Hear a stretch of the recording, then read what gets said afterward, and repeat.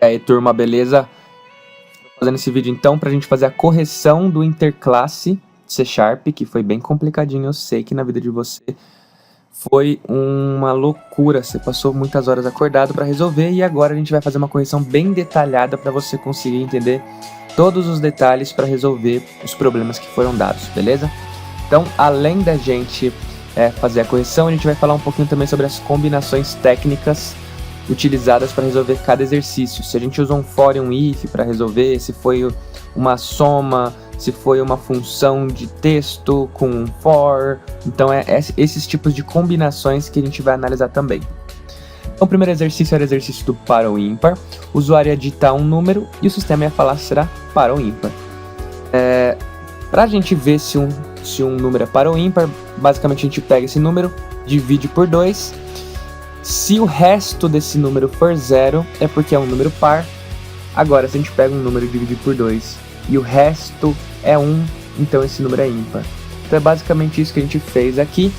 Eu criei então a função verificar par, ela recebe um decimal e retorna um bool.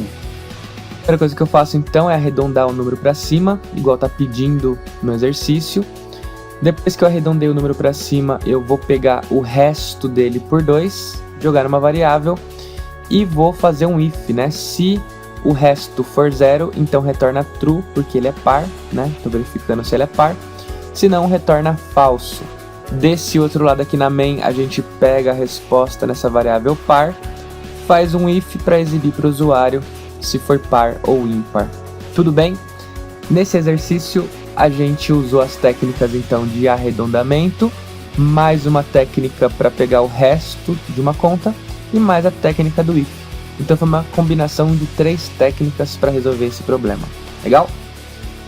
Para o próximo exercício, tinha que calcular essa fórmula aqui, A dividido por B, e elevar a resposta ao quadrado. Nesse caso aqui, o usuário informa 2 números e eleva então o número ao quadrado, não, ao quádruplo dele, né? Na quarta potência, meu Deus. Então, para resolver esse problema, basicamente o que a gente está fazendo aqui é criando uma função calcular fórmula, que vai receber os 2 números do usuário e vai retornar um double. Eu divido os 2 números, jogo em uma variável e essa variável eu vou elevar à quarta potência usando a função math.poll e depois retorno isso. Quem pega é o R desse lado e exibe. Nesse caso a gente está usando só uma técnica de divisão com uma função de potência que é a função math.poll. Legal? Bacana. Próximo exercício é o exercício lucro ou prejuízo. E esse exercício é interessante porque o usuário informar os gastos e os lucros, você ia fazer uma conta de menos e se desse negativo você ia falar que o prejuízo foi de R$500. Se desse positivo você ia falar que o lucro foi de R$500. Então o interessante é que se for negativo, não mostra menos R$500, ele mostra o valor sempre positivo. Nesse caso, então, o que a gente faz é criar uma função lucro ou prejuízo que recebe 2 doubles, um para o gasto e um para o lucro, e retorna uma string. Aí eu faço a subtração desses 2 valores e uso a função math.abs, que ela transforma, independente do número que tiver aqui, transforma sempre em positivo.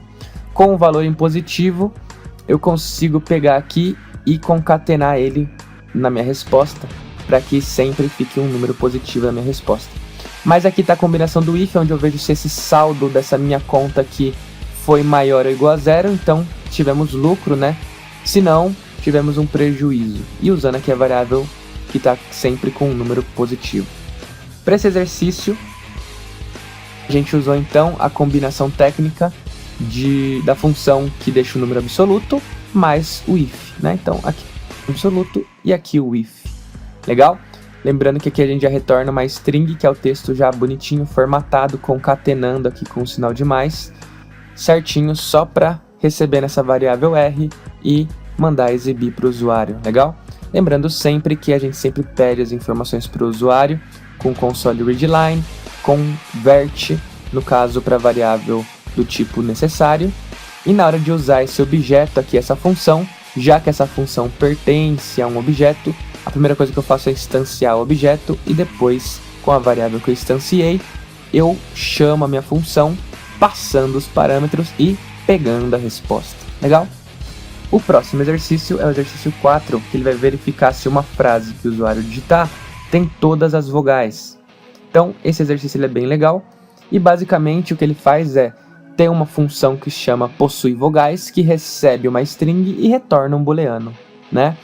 E aí eu pego essa frase que veio por parâmetro, deixo tudo em minúsculo para facilitar os nossos contents aqui, deixo tudo em minúsculo, recebo na mesma variável e começo a fazer uma série de contents para verificar se tem o A na frase, para verificar se tem o E, se tem o I, se tem o O, se tem o U. Cada um eu jogo uma variável diferente e embaixo eu uso uma sequência de if com o operador lógico E para verificar se o A é verdade, se o E é verdade, ou seja, se o A contém na frase ou se o E contém na frase.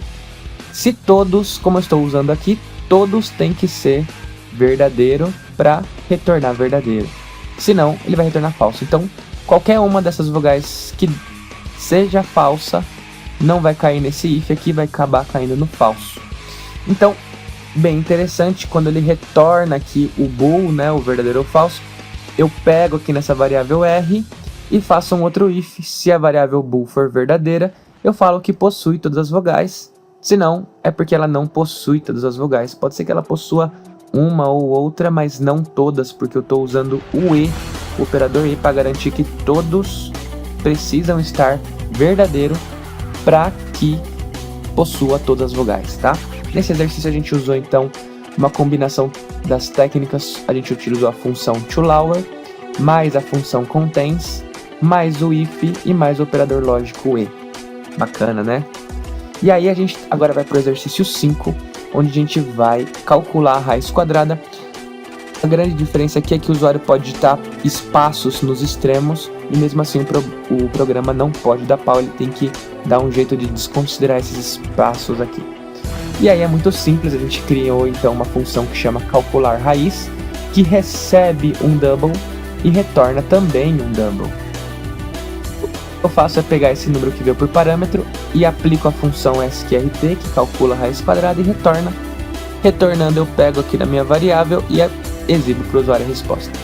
Nesse exercício, e antes aqui a parte interessante é que quando o usuário digita um número e recebe numa variável, na hora que eu estou convertendo essa variável, eu chamo a função trim antes para eliminar todos os espaços do que o usuário digitou, para só depois eu converter para double. E aí eu garanto então que o usuário pode digitar espaço e não vai ter nenhum problema.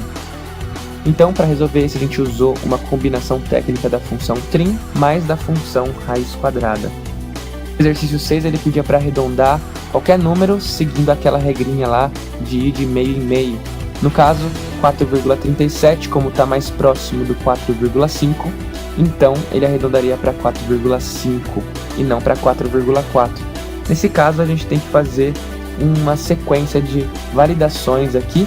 O que a gente fez foi criar a função arredondar, que ela recebe o número que vai ser arredondado e vai retornar o número depois que já foi arredondado, depois que a função fez o que ela tem que fazer.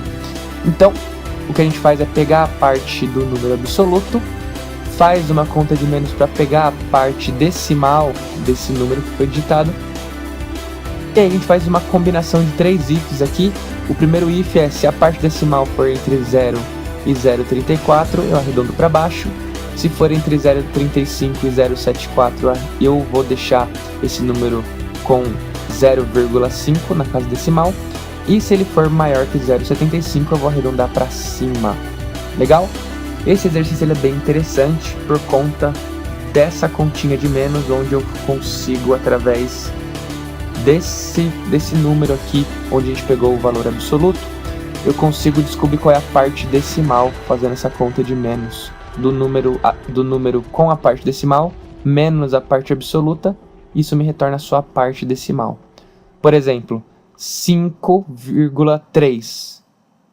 E aí ele vai subtrair por 5, porque eu peguei o número absoluto. Então, 5,5 menos 3 vai dar 5,3 menos 5 vai dar 0,3 e ele faz o cálculo aqui pra gente, tudo bem? Legal. Então aqui a gente usou uma técnica do número absoluto mais o if mais o operador e. Agora o exercício 7 está pedindo para o usuário digitar um e-mail e o sistema vai dar um jeito de pegar só a parte da empresa qual o e-mail está vinculado. E nesse caso é interessante porque então tem um e-mail, bruno@yahoo.com. O que a gente quer fazer é pegar só essa parte aqui do e-mail. Como que eu faço isso? Como eu não tenho a mínima ideia do que o usuário está digitando, eu tenho que me basear por coisas, né, por algumas verdades que vão estar presentes em todo o e-mail. E uma coisa que vai estar presente em todo e-mail é esse arroba aqui, antes do nome da empresa, e esse ponto depois do nome da empresa. Essa é a única garantia que eu tenho na estrutura de um e-mail. Eu nunca vou saber que e-mail que é, mas eu consigo saber que sempre antes do nome da empresa vai vir um arroba e depois vem um ponto. Nesse caso eu sei então que o arroba está na posição 5, 0, 1, 2, 3, 4 e 5, e o ponto está na posição 11. Então eu tenho que dar um jeito de iniciar na posição 6 e andar 5 caracteres, certo? Eu vou fazer isso então fazendo a função, usando a função indexOf para descobrir onde está a posição do arroba, e novamente a indexOf para descobrir onde está a posição do ponto, o próximo ponto depois da posição do arroba. Então, fazendo isso, eu preparo aqui as minhas variáveis para identificar qual vai ser o tamanho e o início onde eu começo a recortar e quantos caracteres eu vou recortar. Depois fica fácil, é só chamar a função substring, passando o início, no caso aqui seria a posição 7, que a gente comentou agora há pouco, e andando, quantos que eu falei? E andando 5, aliás, o início é 6, a posição 6, e o tamanho 5. Então, aqui no início estaria o 6 e no tamanho estaria o 5, depois dessas garantias que eu consegui fazer a verificação. Ou seja, é só o arroba e o ponto que eu tenho a garantia. Então, para resolver esse exercício, a gente usou a função indexOf e a função substring. A gente vai perceber que essa dupla aqui de técnica ela é bastante usada, a duplinha indexOf com a substring, tá? IndexOf acha a posição de um texto, no caso aqui eu estou procurando arroba, qual é a posição do arroba no meu e-mail, e do ponto, qual é a posição do ponto no meu e-mail, e o substring ele recorta, faz aquele recorte onde o primeiro parâmetro é a posição que eu quero começar a recortar e o segundo parâmetro é quantos caracteres eu quero recortar a partir dessa posição inicial. Legal? Bacana. A mesma coisa aqui, instancia, chama a função e recebe. Essa função se chama empresa e-mail, ela recebe uma string que é o e-mail e retorna também uma string que é o nome da empresa que foi tirada do e-mail. Legal. Agora a gente vai fazer o seguinte, a gente vai fazer o exercício 8, que é aquele exercício da palavra composta. O usuário vai digitar uma palavra composta, vamos por guarda-chuva, e o sistema vai dar um jeito de inverter, vai ficar chuva guarda. E como que a gente pode fazer isso? A ideia ela é bem parecida com o anterior. A única garantia que eu tenho numa palavra composta que tem um hífen no meio, a gente quis dizer, né? É que tem um hífen, a única garantia que eu tenho é que vai aparecer um hífen em algum lugar. E eu sei que a primeira palavra ela começa na posição 0 e vai até o hífen, e a segunda palavra ela começa a partir do hífen e anda o resto da palavra. Então essa é a lógica que a gente vai tentar usar para resolver esse exercício. Adivinha só quem a gente vai usar? Tenta aí, pensa por 2 segundos. 1, 2. Claro que a gente ia usar o indexOf e o substring. Essa é a duplinha do mal, cara. Eles estão sempre juntos. A primeira coisa que eu faço então, que é a minha única garantia, é descobrir a posição do hífen. E aí eu faço dois substrings. Começando do 0 e indo até o hífen para pegar a primeira palavra. E a outra recortando a partir do próximo caractere depois do hífen, ou seja, a posição do hífen mais 1. Dessa forma eu tenho em cada variável uma das palavras compostas, e aí eu só concateno as duas palavras, invertendo aqui e colocando o hífen para reconstruir a palavra composta. Super bacana esse exercício e é super tranquilo. Tá aí a nossa dupla do mal, indexOf e substring, tá bom? Esse daqui é emocionante. No próximo exercício é o exercício 9, que é a formatação estranha. Estranha porque quem vai formatar um dia uma frase assim, né? Basicamente o que a gente faz é no início de cada palavra, a gente inicia com minúsculo e deixa o resto maiúsculo, né? É a formatação estranha porque normalmente é ao contrário que as coisas acontecem. Então, a ideia desse exercício, a lógica é a seguinte. Eu vou ter que passar letra a letra, ou seja, caractere a caractere do meu texto, da minha string.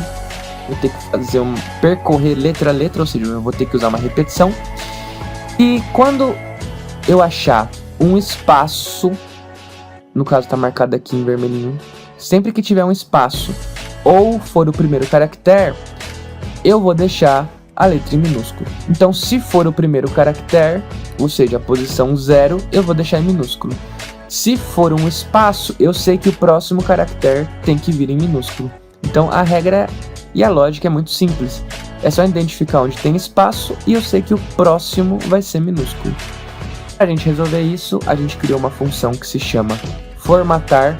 Essa função recebe o texto que vai ser aplicado à formatação e a resposta dessa função também é o texto depois de ter feito a formatação. Para isso eu vou criar então a minha variável onde eu vou deixar a informação convertida, né? O meu texto convertido é a nossa variável abençoada por Deus.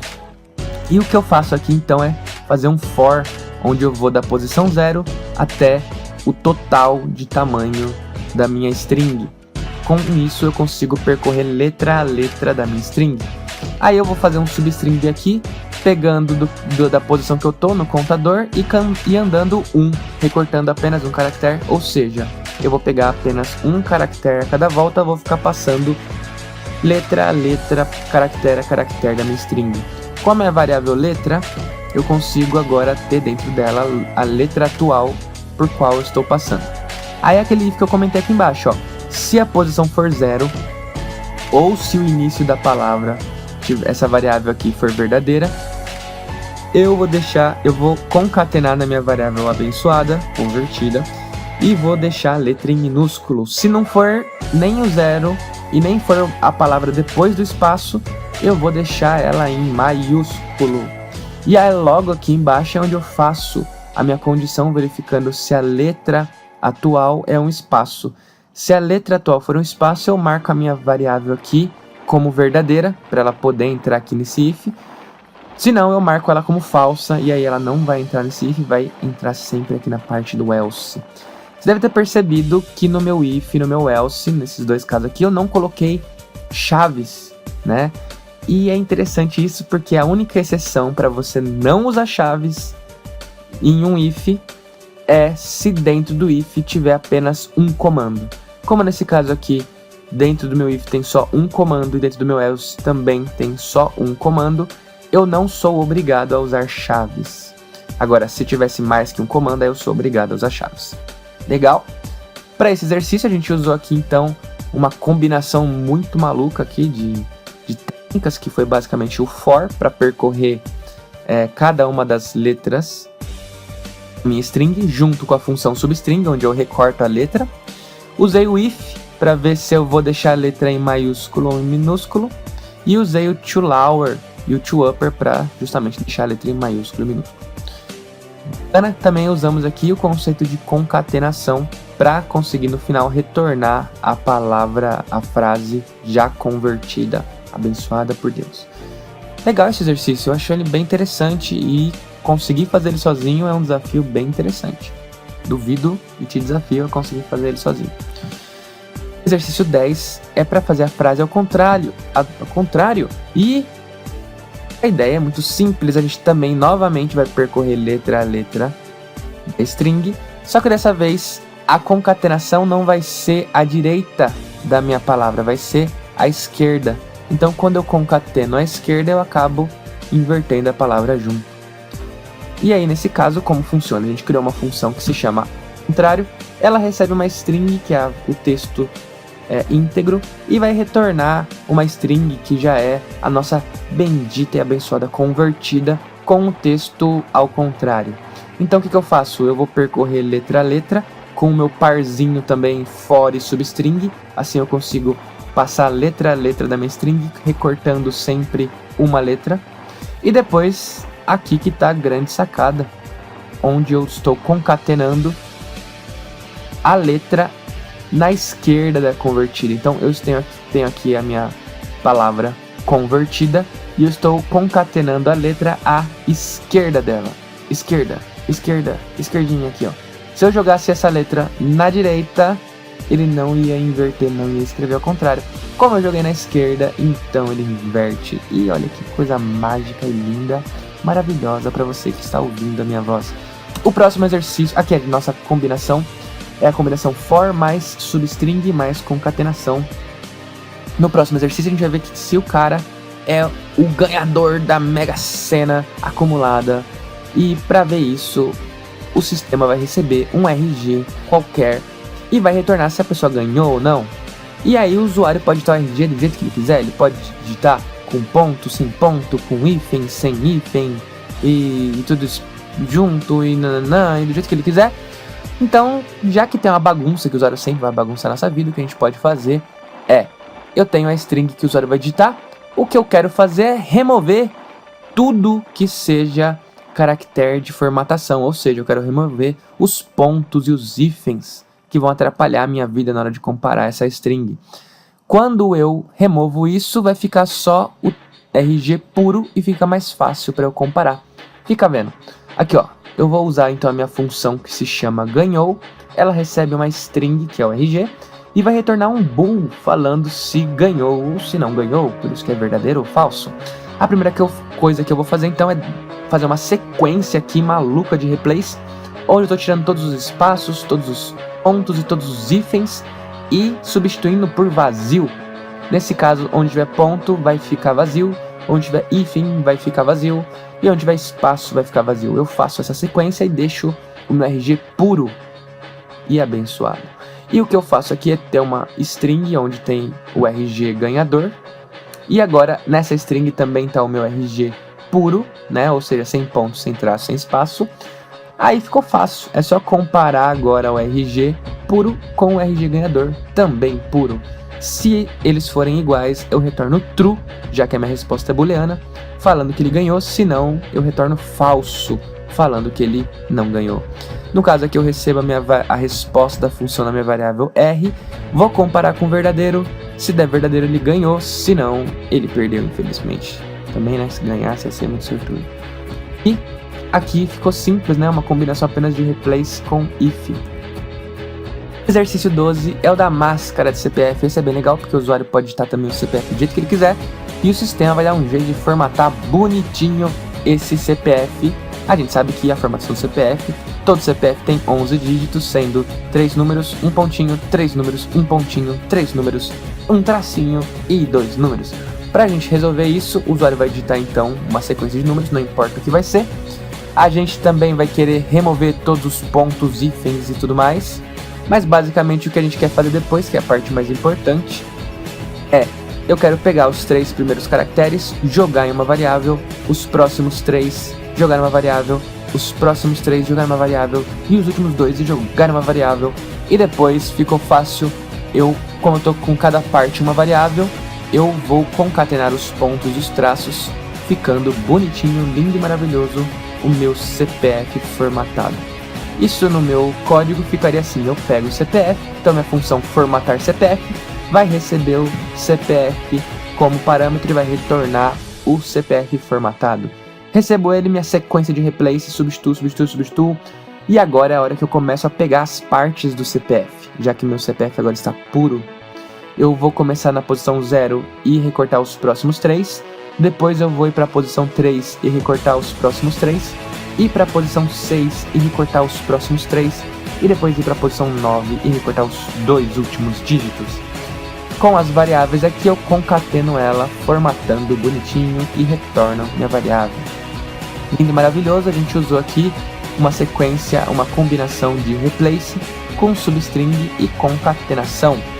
No próximo exercício era o exercício da criptografia Zenit Polar, que ela é muito simples. A gente coloca Zenit e Polar embaixo, onde tiver Z na frase substitui por P, e onde tiver P também substitui por Z.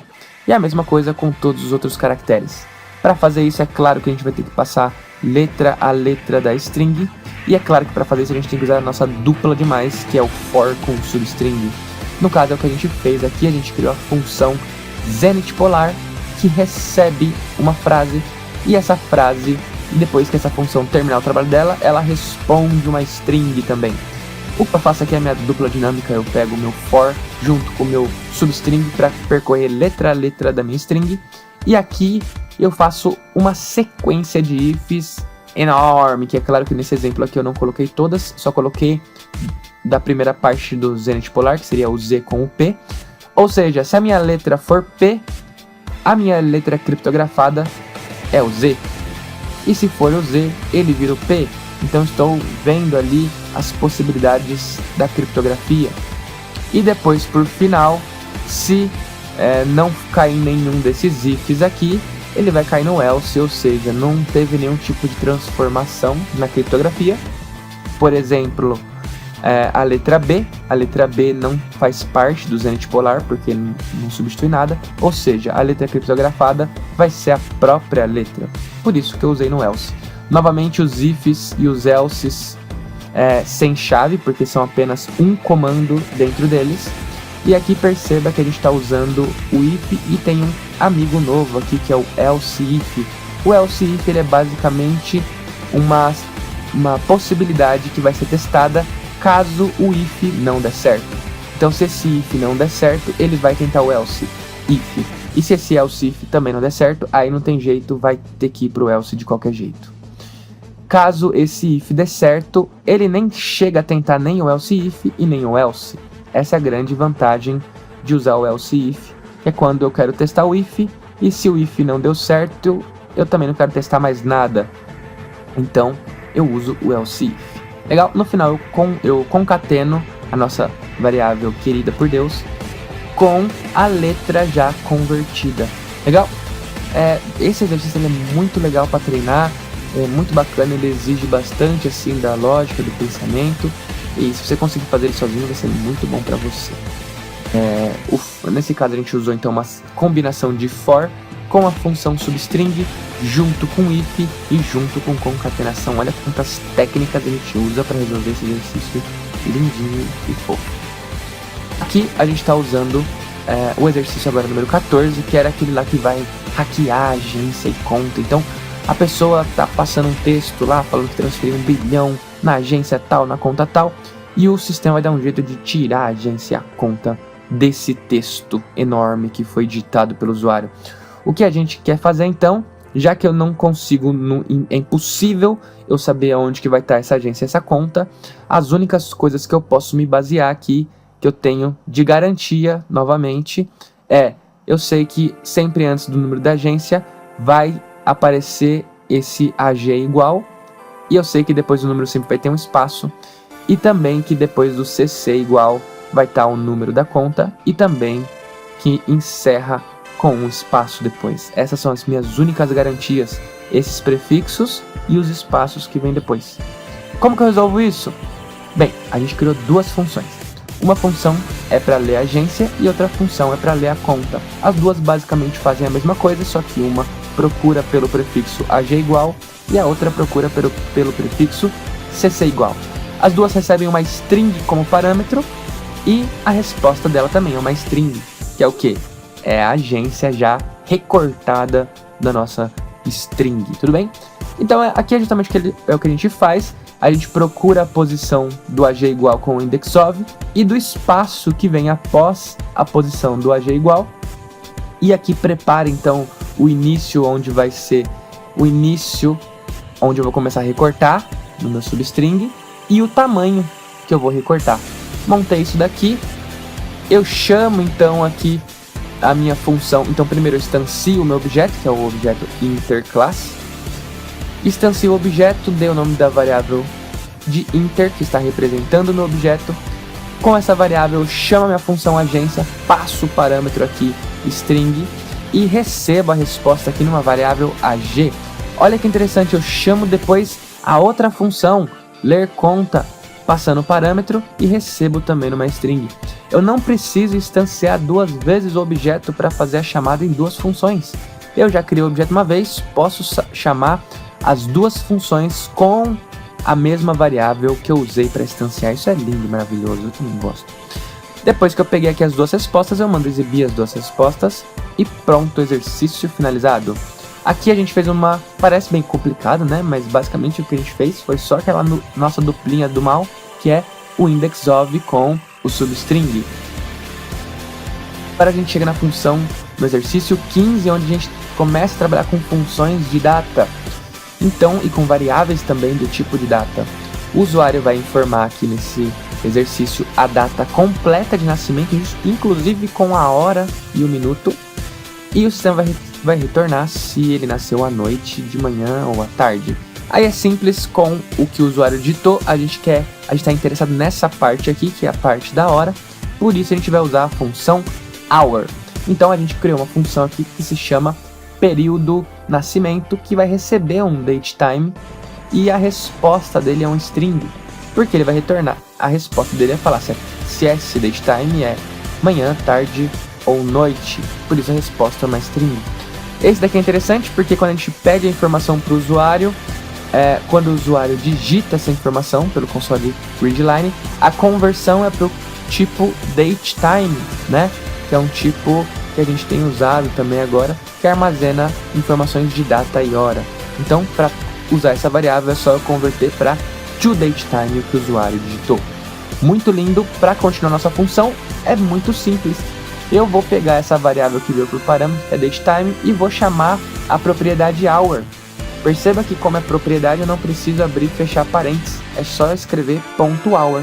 E aí eu vejo então se essa variável se ela é maior ou igual a 6 e menor que 12, ou seja, se ela está entre 6 e 12. Se tiver, é porque é o período matutino.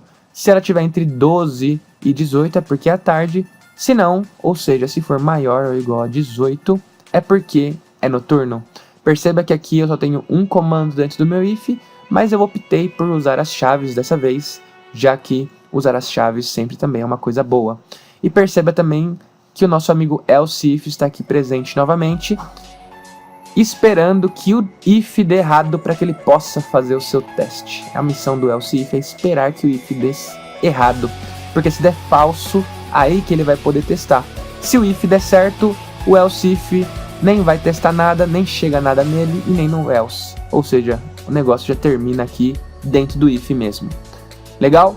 Nesse exercício, a gente usou uma função, que é a função hour, ou seja, na verdade é uma propriedade hour, porque a função precisa de parênteses e a propriedade não.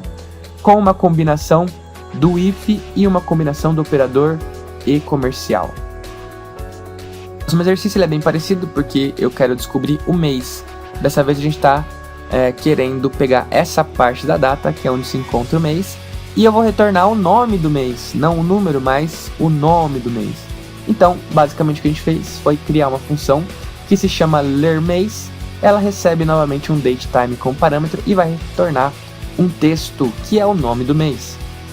O que eu quero fazer aqui é verificar se o parâmetro datetime, que a gente recebeu da main, se a propriedade mês for 1, então eu vou retornar janeiro no formato texto, que é o que está pedindo aqui. Se não for janeiro, aí eu testo para ver se o mês é fevereiro. Se não, eu continuo testando todos até chegar no mês 12.